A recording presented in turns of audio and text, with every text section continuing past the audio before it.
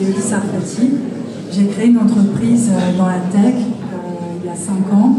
C'est une plateforme pour recruter les gens sans CV, avec des mises en situation digitalisées.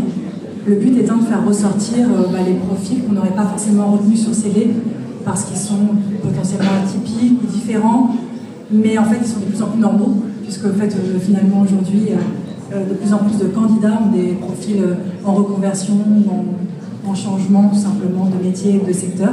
Et donc l'idée c'était à la fois d'être en adéquation avec le besoin du marché, mais aussi d'apporter ma pierre à l'édifice, à la société.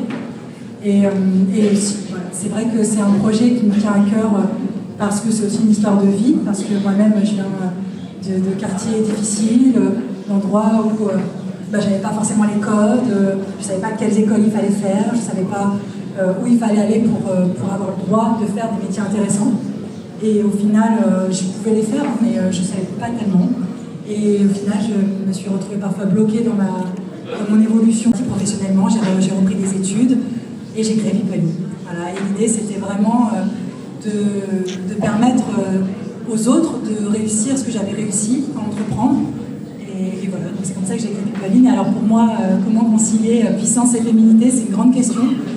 Surtout que je me suis longtemps pas du tout considérée comme féminine. Ça a été une vraie difficulté, ça peut encore l'être parfois. Alors, en fait, la problématique pour moi, elle est surtout à ce qu'on associe au mot féminité. C'est pas toujours des choses communes à toutes, et à toutes du coup, ou à tous, c'est vrai qu'il y a des féminités aussi chez les hommes, mais voilà, c'est vrai que pour moi, ça va pas être la tranquillité, la douceur, parce que je suis quelqu'un de speed, je suis quelqu'un d'ultra dynamique et qui va plutôt parler fort depuis toujours. Mais la féminité, c'est aussi d'autres choses. Alors, ça peut être une part de sensibilité, même si il y a des hommes qui sont sensibles.